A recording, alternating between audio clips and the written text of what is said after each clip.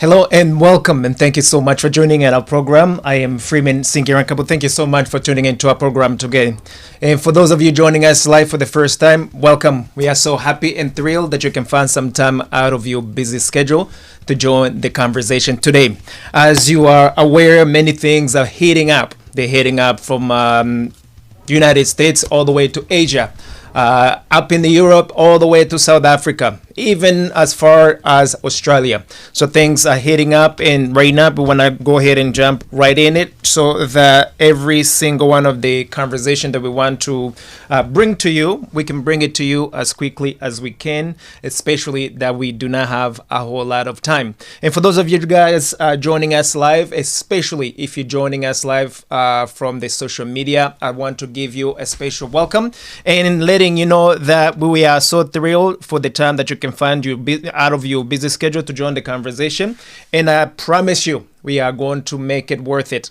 And for those of you who do not know how to get in touch with us, please go to our website, which is www.afridominion.com, or reach us out through our email, which is info@afridominion.com. info@afridominion.com.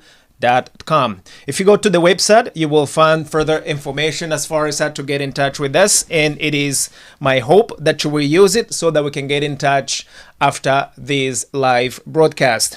Those of you joining us live from the television, welcome. If you want to have a live commentary, if you want to get in touch, please come to the social medias or just give us a call altogether.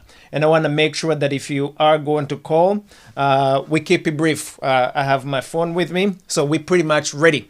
So guys, we have so many things happening today, so I'm not going to waste a lot of time, especially that we are about 1 hour late from the broadcast, mainly because of some of the technical difficulties that we have run through. Nevertheless, we're just gonna go right ahead and jump right in it. So what are we going to talk about today, guys?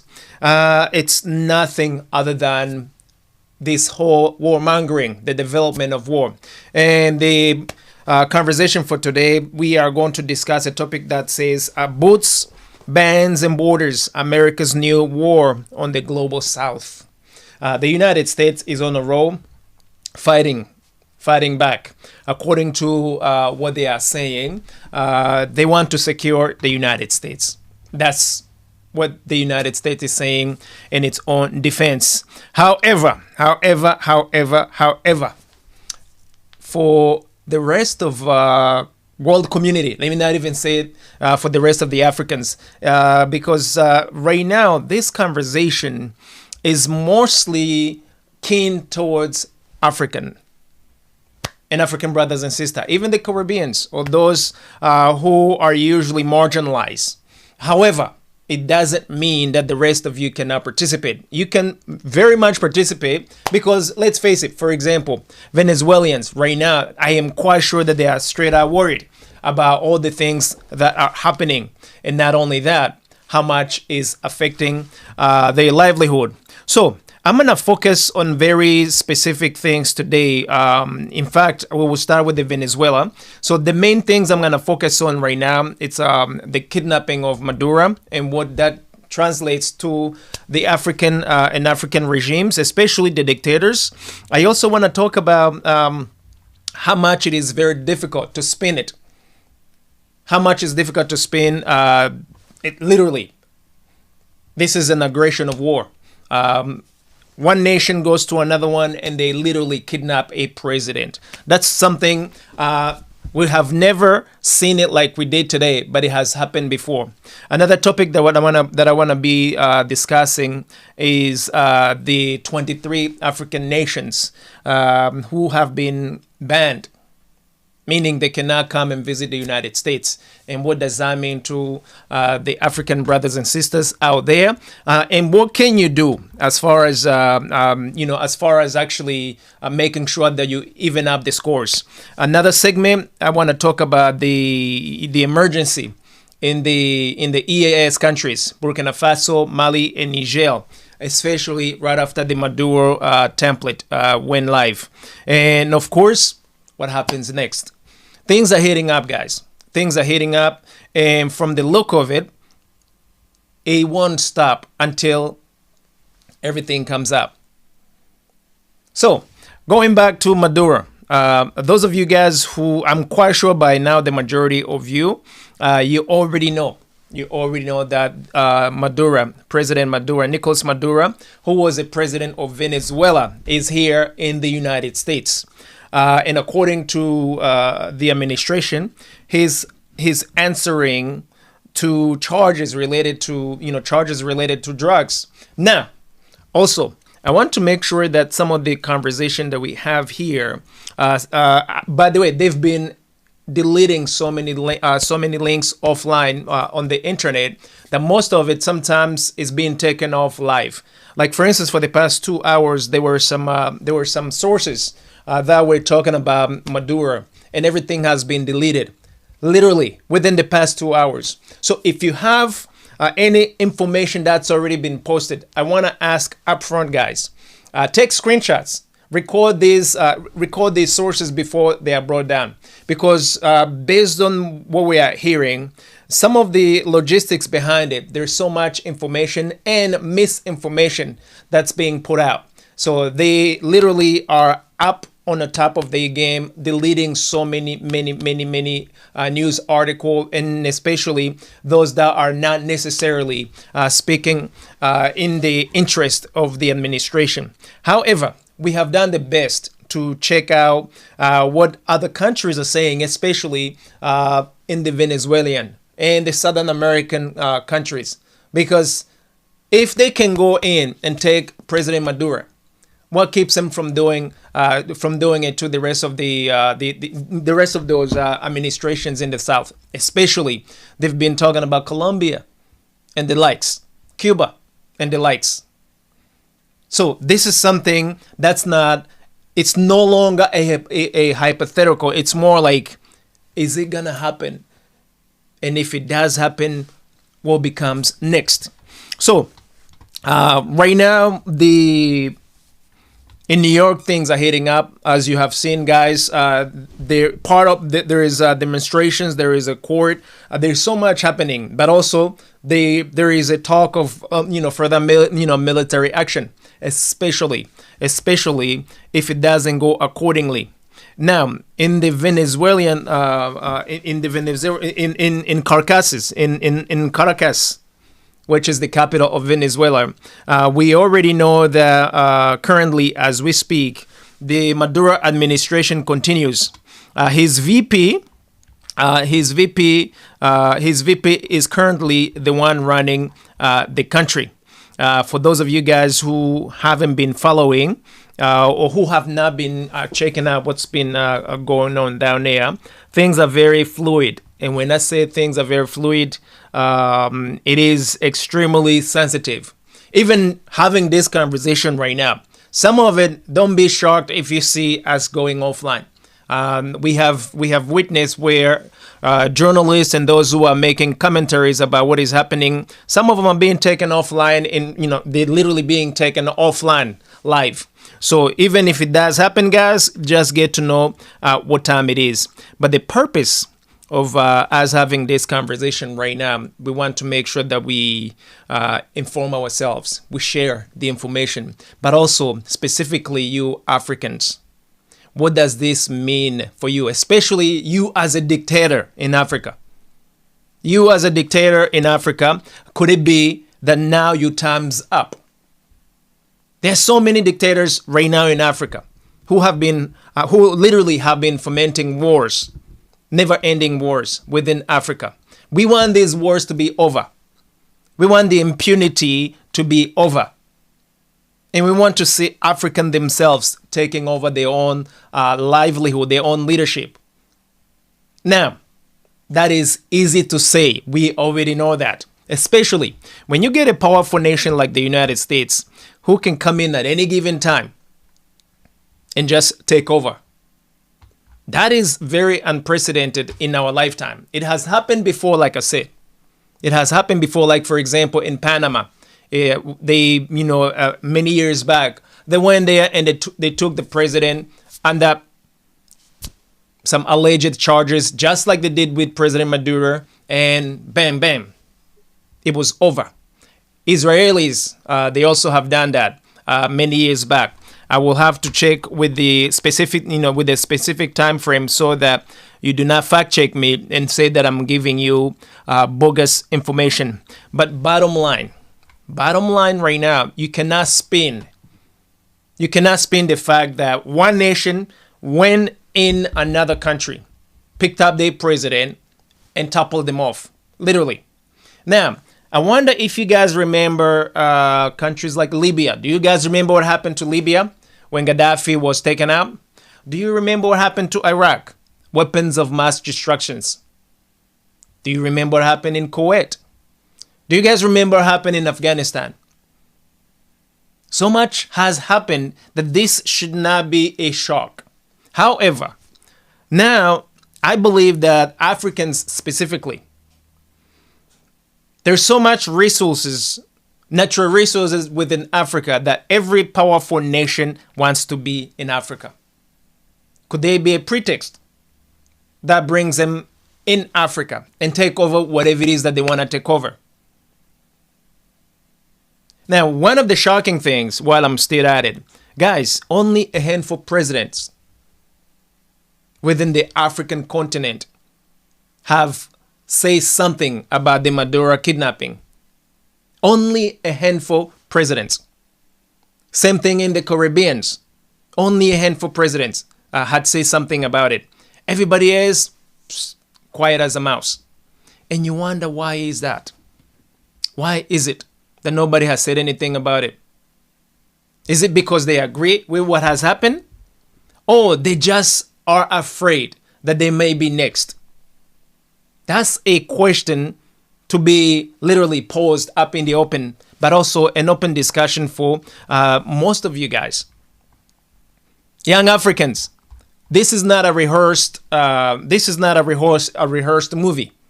These things are happening in real time, and since they are happening, Africa is always the subject of discussion on a table, but Africans themselves are never there. So, young Africans, from Egypt all the way to South Africa, from Senegal all the way to Somalia, or let's actually go even a little further to Djibouti. You all need to wake up, guys.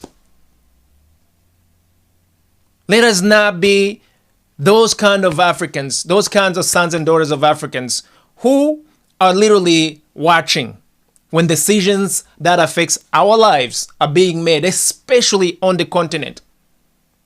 I would understand if decisions against Africans are being made, for example, like here in the United States. If the administration say, hey, get the hell out of here, all of you, Africans, get out of here. Fine. Because after all, Africans, they don't belong in the United States. They are guests. We are guests. You may be adopted. You may have papers. You may have citizenship. But if you guys can see what is happening at any given time, the same way they can kick you out with or without our papers, they just need a reason. They just need a way to spin it in a such way they can say, hey, by the way, you gotta go. Real talk, guys. Real talk. So what is it gonna cost Africans for you to be secured? Whether you are in the United States, whether you are in South American countries, whether you are in Asia, whether you are in Europe, anywhere around planet Earth except within Africa. But actually, you also have to worry about being in Africa. What is it going to take for you as an African to feel stable, to feel secured? Guys, Africans are being segregated against openly. Africans are the only people currently, the only continent that they would ask you a letter of, like an invitation letter. They will ask you, are you vaccinated? Do you have this? Do you have that? I mean, they literally make sure that before you come to any one of these nations, it's like you're going for some sort of like surgery. Now, let a Western go to any one of the African nations. Up until recently, all you needed is just a passport. No other questions. And I wonder, why is it that is happening to Africans? Now you have foreigners, you have Westerns, we have so many powerful nations within Africa. taking resources that they need. Everything that they need, they're taking. However, they cannot at least reciprocate. Say, hey, by the way, thanks a lot. You're giving us our, the natural resources.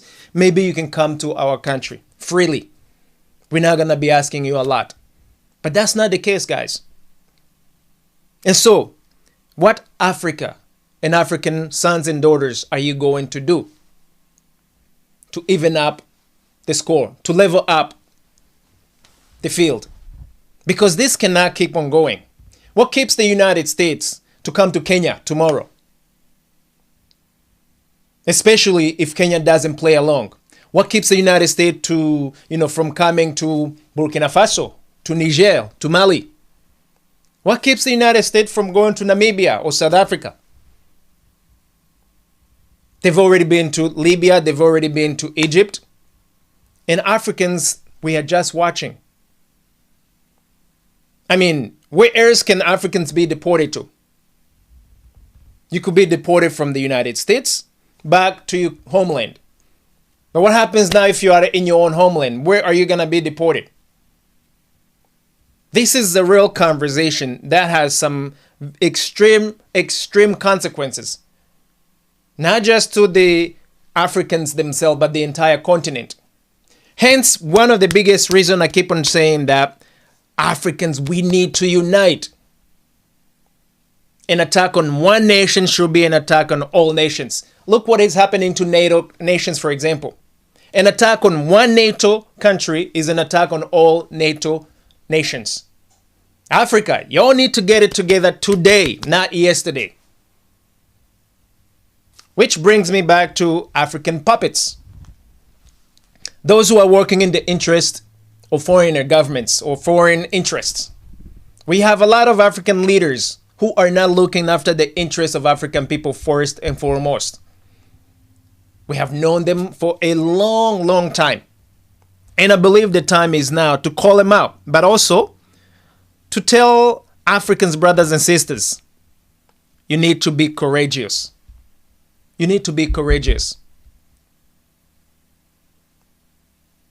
And remember that our fathers, our forefathers from many years back, they fought so hard. There was a time Africa was united. Before the shackles, before the slavery. Those time must come back. Those time must come back. Because if you get no peace in any one of these nations, be it the United States, be it France, be it any one of these powerful nations that do not want Africans, that make it so difficult for Africans to come and visit, then what's going to happen to your homeland? Now, it is also important that I say that policies being enacted by politicians are the one to be blamed towards, for example, Africans being kept away. The American citizens, most of them don't even know what is happening. But the leaders, those who are in position to make these decisions, are the ones literally holding the keys of the doors. Now, why is that? What happens if Africa unites as a whole and literally all the interest of the powerful nations, including the United States, start becoming questioned in terms of like, hey, let's reassess your interest on the continent. The same way you have already pre-assessed the African interest on your own homeland. This is a tough conversation to have, guys. And we already know that all the African puppets, none of them are speaking up. A great example. How many African presidents have said anything about President Maduro being taken out from Venezuela and brought up to the United States? I want you guys to check and see how many presidents say something about it. It is like they're not even seeing it. It is like they're not even seeing what is happening at all. So are we really gonna be that blind, openly blind towards what is happening? And it just goes on and on and on, and everybody is quiet about it. So I want to make sure that young people, young Africans, it's important to pay attention to what is happening right now. Because what just happened on January 3rd in Venezuela could very well happen to any one of your countries.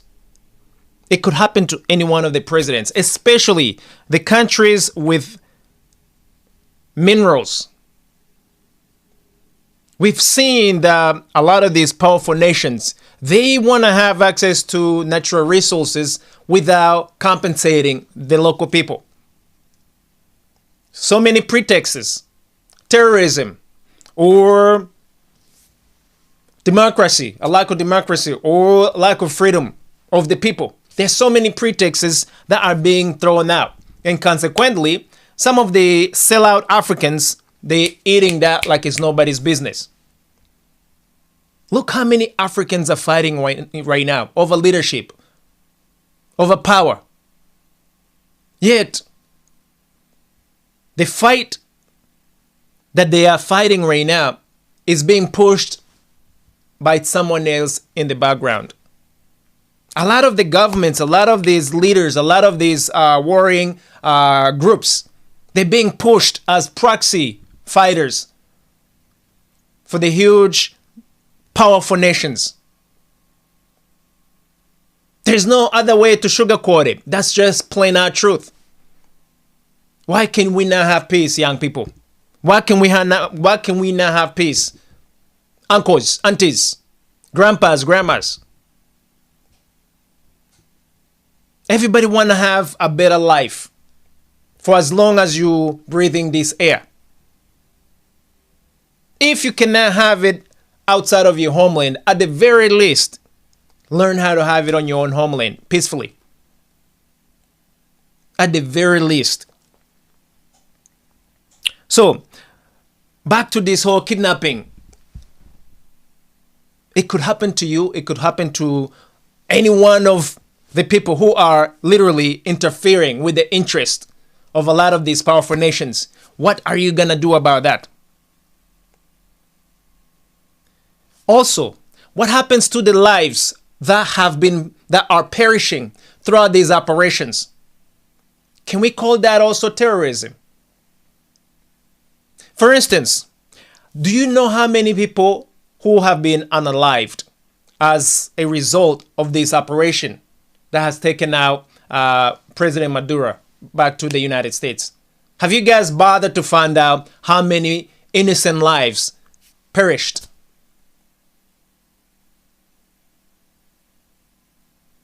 How many infrastructure, how much of the infrastructure was destroyed? Which is why today, as I have been looking, there's so much information that is being taken offline.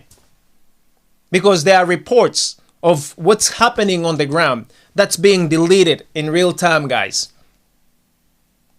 Because they don't want the regular people to be informed. And that's not okay, guys. There are many websites that you can check out with information. And by the way, learn how to check these sources. Don't just take your word from one source. Look and see from other sources. It's imperative, guys. It's very imperative. Secondly, guys, if you see a warship, be it from the United States, from Russia, from France, from Australia, from China, approaching you mainland, approaching your country, would you not feel nervous? Especially when we just saw what happened in Venezuela. Now, for you African countries, especially those of you led by puppets of these powerful nations, do you not see the danger of giving free access to foreigners, the kind of access that's not being given back to you as Africans. Let me make a point in case. In Rwanda, the United States has free access to go in and out at any given time without the Rwandese government saying one single word. Let me give you a reference. The United States Status Force agreement with Rwanda. Check it up on the internet, guys. In Ghana, they can do the same thing. In Djibouti, they can go as they please. In Kenya, they can flex the muscle and go inside of Kenya. Guys, there are so many African countries currently that cannot keep the United States away if you wanted to come in right now. Why? Because of a lot of these secret deals, secret agreements that have been signed without the people knowing what it is that has been given away on their behalf, minding you. And by the time you find out what has happened, it's too late. Guys, I was so upset when I saw the U.S. Status Force agreement with Rwanda that was signed almost 5 years ago. It was signed during the COVID. They literally gave away the country. Rwanda was like another state of the United States, or a protectorate country. How does that happen and the people say nothing about it? Are we really still sovereign? Are we still sovereign as African nations? Or we are simply plantations nations? Why am I using the word plantations? During slavery, a master could go and take over any new land and turn it into a plantation. And from the look of it, it's not too far-fetched. In 2026, will we still be behaving like we live on the plantations? That's a question that I want to leave you by, guys. Let's move on, because I don't want to take a lot of times when it comes to this conversation here. Guys, just humor me for a second. What happens when 20 plus countries in Africa get banned from visiting countries like the United States? We already knew that Africa as a whole has a very hard time visiting the rest of the world. It is not even just the United States. In other words, those on the plantations do not freely go anywhere they want to go. Open prison, in another word. Only Africans cannot grab their own passport and go visit London, and go visit Washington, and go visit Sydney, and go visit Brussels, Paris, and free to go to Beijing. Only Africans, guys.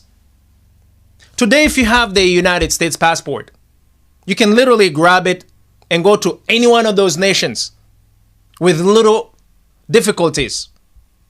And I'm like, why is that so?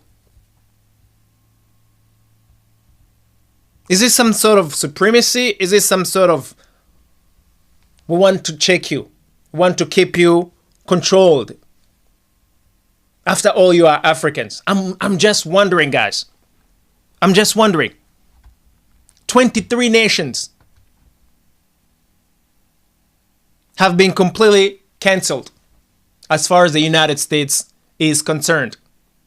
Now, I want to make sure that you guys do not call me out. That, what am I talking about? If you guys check out a few days ago when the White House was discussing about the proclamation, they had a few proclamations, but they also had a few, there were some briefings done, at which point they literally pull out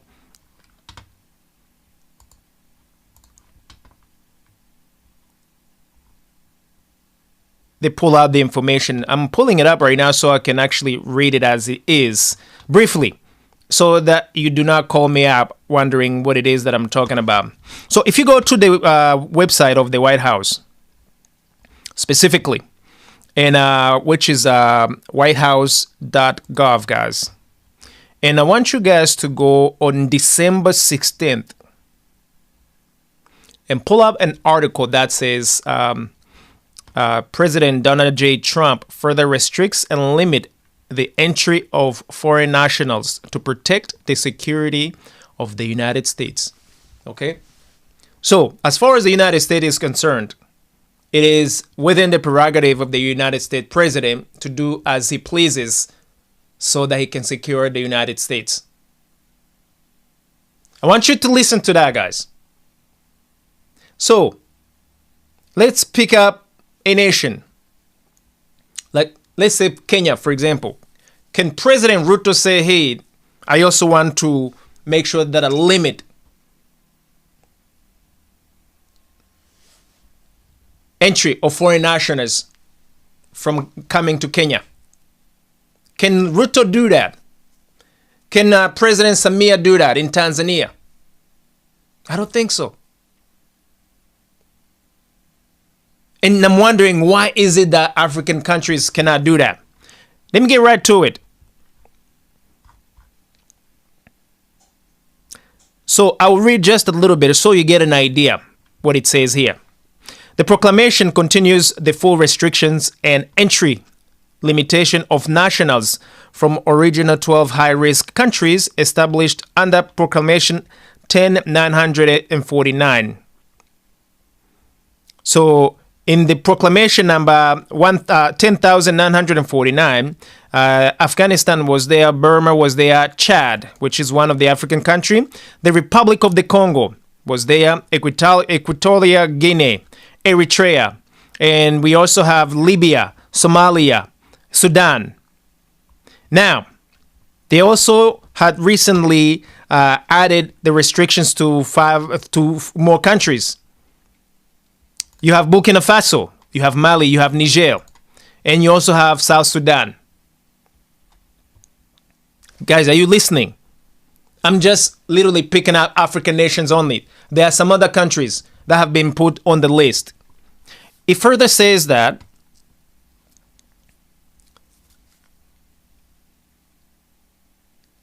the proclamation continues partial restrictions of nationals from four of 7 original high-risk countries, of which include Burundi. And of course, Venezuela was also put on, but Venezuela is not in Africa. So Burundi is there. Tanzania is there. Guys, I've never seen the Tanzanian people as the kind of people who wage wars. Like literally, I do not remember the last time Tanzania had attacked any one of the countries for these past 30 years. Tanzania is one of the most peaceful nations. So I'm having a hard time understanding, why is Tanzania on the list? If you said Somalia, I could understand. Al-Shabaab in Somalia. And Somalians have a history. Remember the Black Hawk Down back in the 90s? I mean, you mention the word Somalia and all hell goes loose in the United States. And if you guys have seen recently, the Somalis or the Somali Americans in the United States, they are under fire right now. All kinds of slurs and discrimination taking place against them just because they come from Somalia. Real talk, guys, without filtering nothing. If you check on the internet, listen to the radio stations, TVs, and look the commentaries, so many unfair things taking place. Isn't that some sort of form of discrimination and segregation? But we're seeing it happen in the open. And what does that do to the psychic of brothers and sisters within and outside of Africa. What does that do? Guys, it is important and it is imperative that you look at this thing very critically.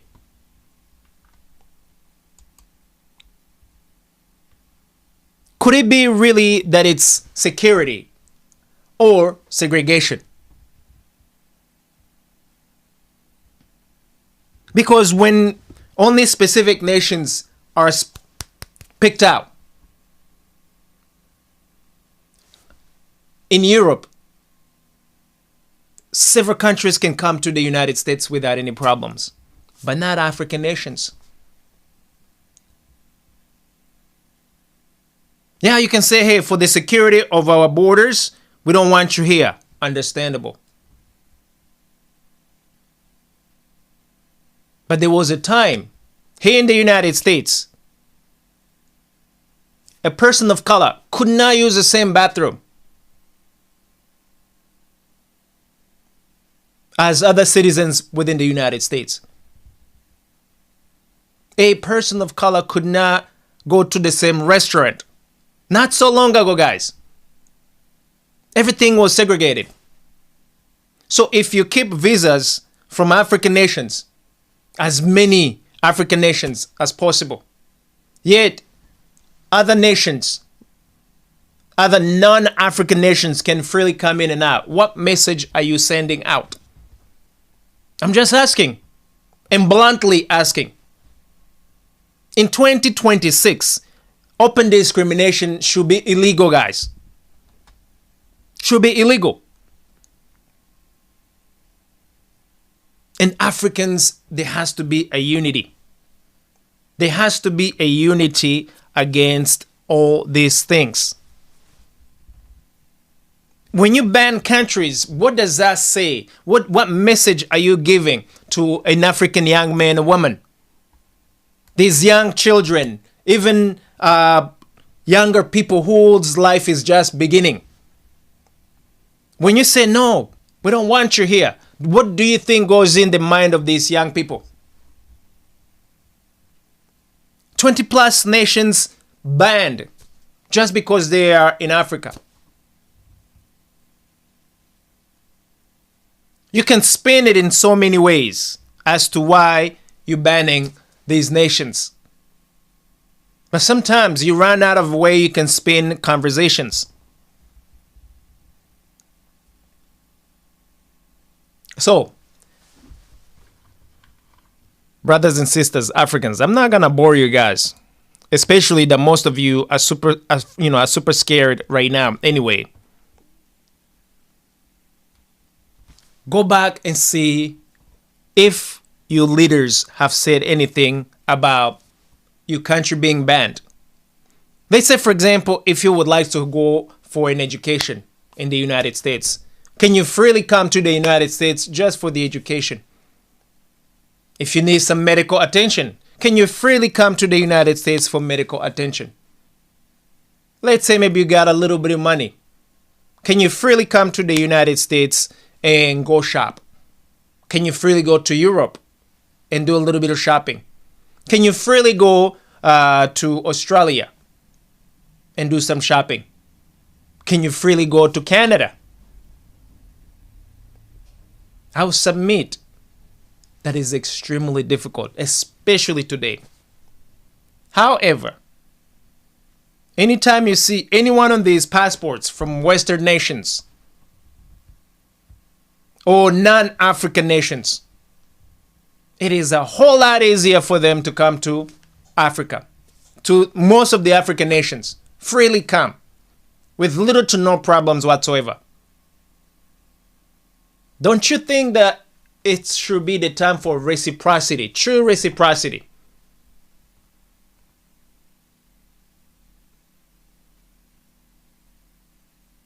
Reciprocity should be something that you as Africans should consider critically. And young people, you should demand that the leaders or the so-called leaders do right by you. Otherwise, they're not looking after the interest of you, of your communities. in your countries. And we've seen it up in the open. What happens if tomorrow the United States wants to go to Niger? Did you guys know that in Niger, they have lots and lots and lots of uranium? Did you know that in Burkina Faso right now, they have so much gold there, and they have decided that they were going to manage it themselves? You saw what happened in Libya. Libya was extremely wealthy. And look where it is right now.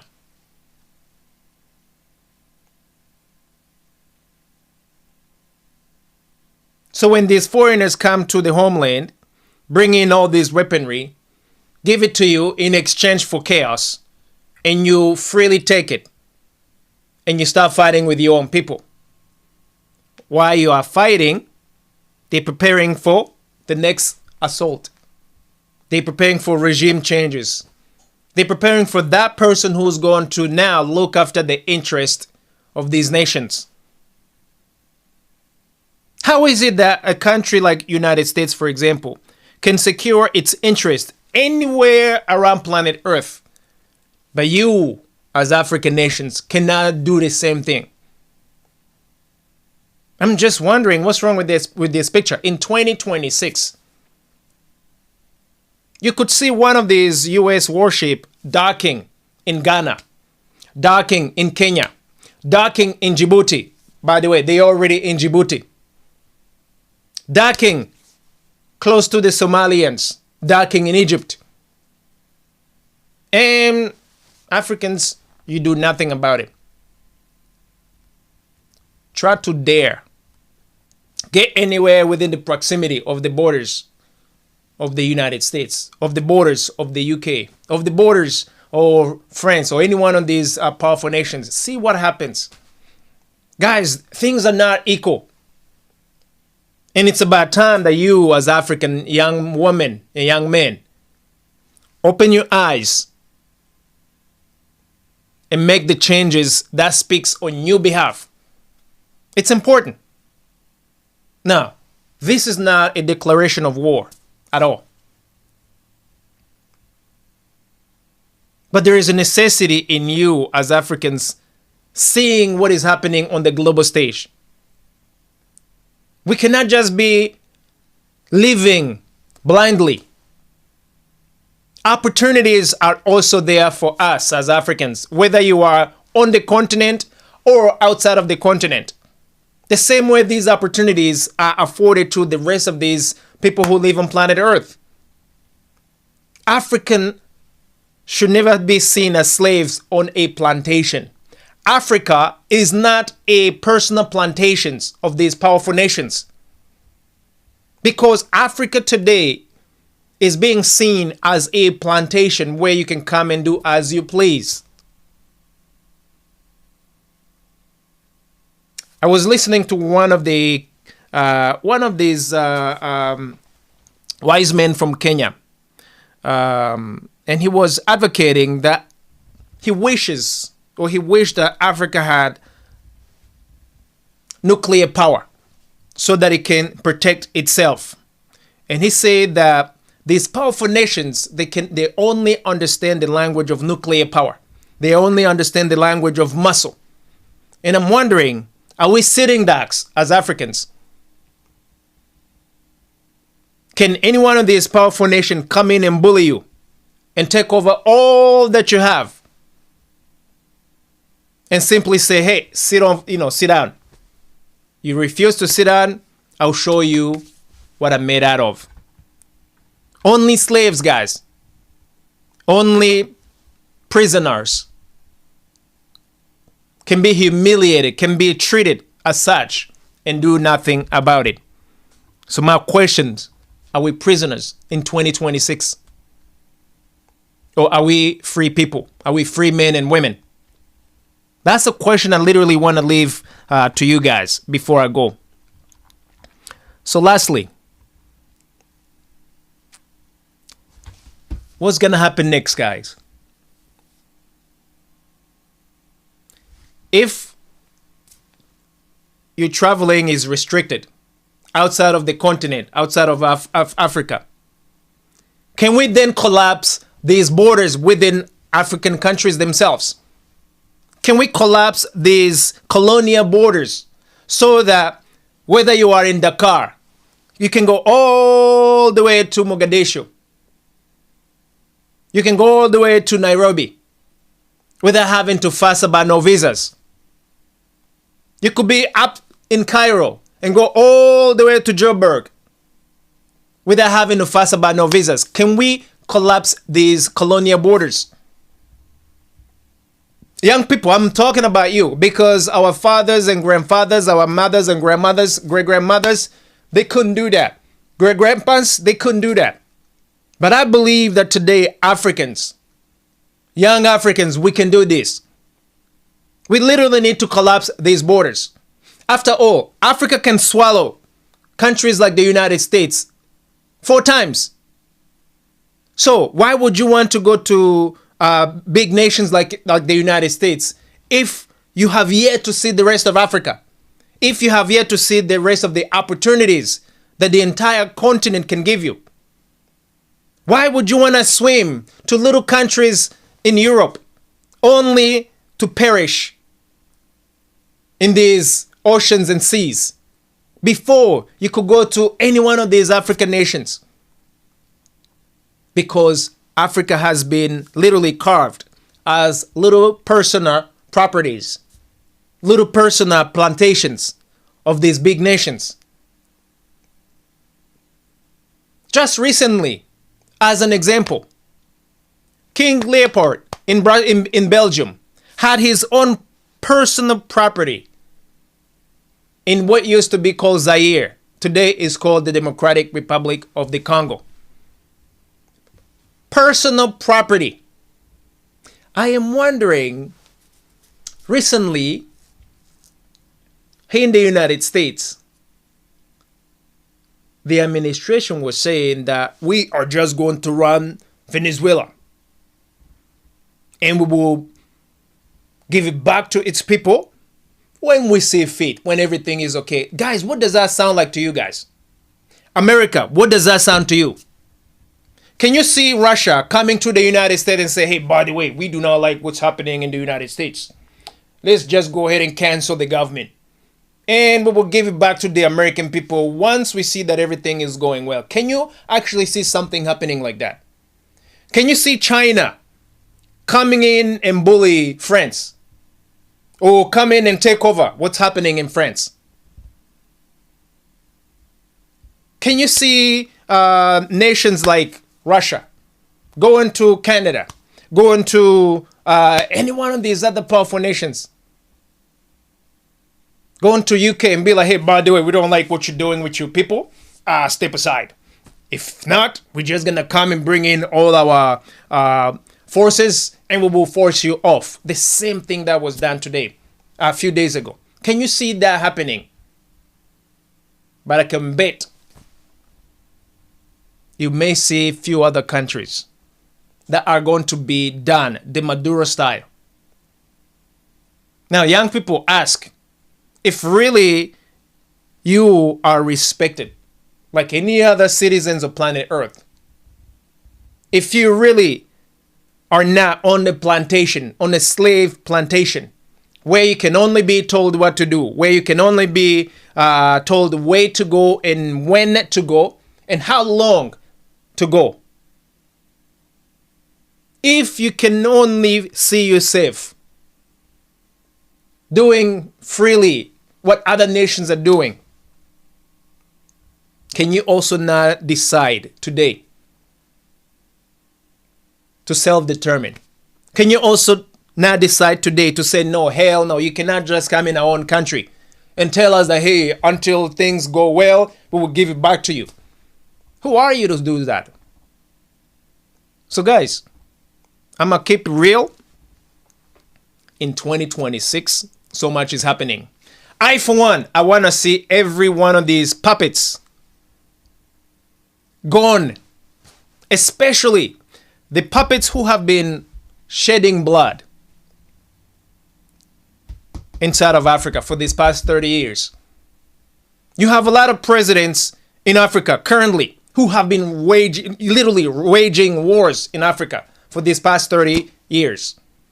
They have unalived many people, millions and millions of people, and they are still today sitting, enjoying themselves because they're enjoying the protections of these very powerful nations outside of Africa. We got to do something about those puppets. We got to do something about those presidents or prime ministers. But now it is for you, Africans, to decide when and how to do it. Not the United States, not Russia, not UK, not France, not China. But now African themselves, that unity is imperative. We have to be united to make this happen. Otherwise, we are going to be in trouble. No. Let me rephrase that. Trouble has already arrived. What are we going to do? That's what I'm going to end this conversation to. And I want to keep it real with you guys, letting you know that what is happening right now is intense. And by the way, it will be a remiss if I didn't say this. We've been hearing so much being spoken about the coup d'etat in Burkina Faso. I mean, that brother has literally had almost, I think it's now 30 plus attempts of coup d'etat, and more are still coming. And I'm wondering, why is it that so much of these coup d'etats is happening in that very one small country? Actually, it's not even a small country. These three states, Burkina Faso, Mali, and Niger, they're doing something that other African countries have been afraid to do for so long. Remember, if you're on a plantation and you start behaving in a way that the master doesn't like, what happens to you? They make an example out of you openly and publicly.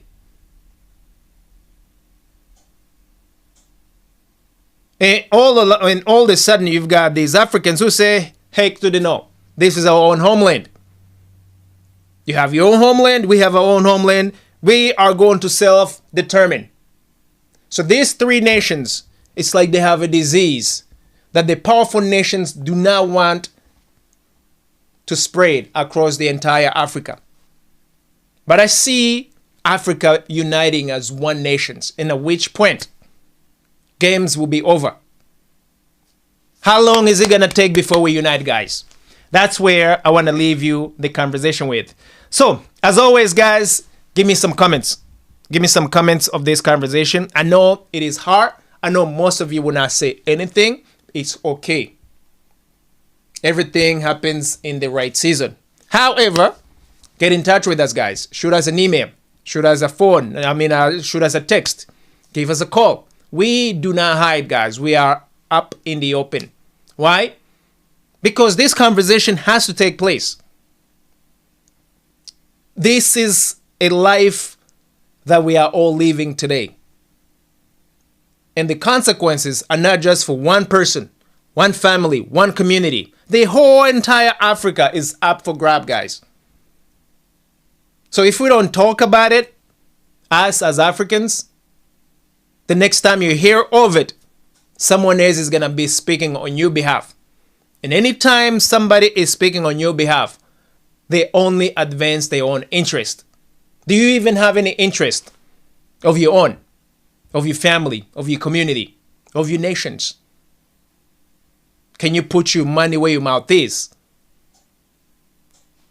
and go after those interests, including fight for it or fight for those interests? That's the conversation now we are going to be having. So I'll keep it real with you guys and let me get out of here. I believe it is time to go. Guys, I know a lot of you guys have sent me messages from the conversation of the other day. Keep them coming. But don't just send me messages, guys. This time around, I'm expecting you to also contribute, whether to a conversation, whether to an initiative. But don't just sit still and watch a movie happening about your own lives, about the lives of your family, your community, especially when you're about to see your life being turned upside down. Let that not be you, guys. Let that not be you. Because it is going to be sad if we can see all this thing happening and we literally let it happen. We watch as it happen and we do nothing about it. It will be horrible if we can actually do that, guys, in 2026 and beyond. But I also want to ask citizens from powerful nations like the United States, for example. The US citizens, please wake up and watch what is happening. There's so many US citizens who have never stepped outside of the United States, who do not even care knowing what happens outside of the United States. It is very important and imperative that US citizens, you get to be updated on what is happening outside of the United States. Get to be updated on what is happening by what's going on, what the administration is doing, and how it affects you, how it affects your livelihood, whether directly or indirectly. It would be also a remiss if I didn't say this to African Americans on the northern and southern hemisphere of America. Please open your eyes and see what is happening. Also, get to know what is happening on the African continent. It's important that you get to know what is happening to your brothers and sisters, your lost cousins. Most of you, sometimes you may say, no, we are not Africans. Yet, your skin is as thick, as black, as the rest of the Africans. You are who you are. There's nothing wrong with being an African. It's okay to be called an African, even though there's still that stigma about slavery. Yet, you are still a darker skinned person or a descendant. So get to see what is happening to your own people, because a lot is happening. And do what you have to do. Be a part of these changes, because it's inevitable. It's coming. It is coming. It is coming. The question is, are you going to be ready when it knocks on your door? Are you going to be ready? And I pray and hope that you are going to be ready. Because if not, there will be a whole lot more other issues that you're going to be dealing with that you were never prepared to deal with before. So with that in mind, guys, let me be out of here. I want to thank you all for having given me the time to be with you today. There's so much to talk about. There's so much to say, but we just don't have enough time. Time is one of our enemies in this conversation. I want to encourage every single one of you, especially you Africans, to please open your eyes. See what is happening on the global stage and see the impact this is going to have towards you, your family, your community, and your nation. And let's unify as one people and get rid of the puppets. Get rid of anyone who doesn't fight for the interests of our own communities, our own families. Because right now, it's do or die, guys. It is literally do or die. Until next time, guys, I'm Freeman Singh Yarankabo here at AfriDominion. Have yourself a beautiful day. God be with you. I'll see you tomorrow, God willing. And guys, let's make it happen. Let's make it happen. And stay sharp. Keep your heads up. And wake up, Africa. Until I see you again, peace be with you all.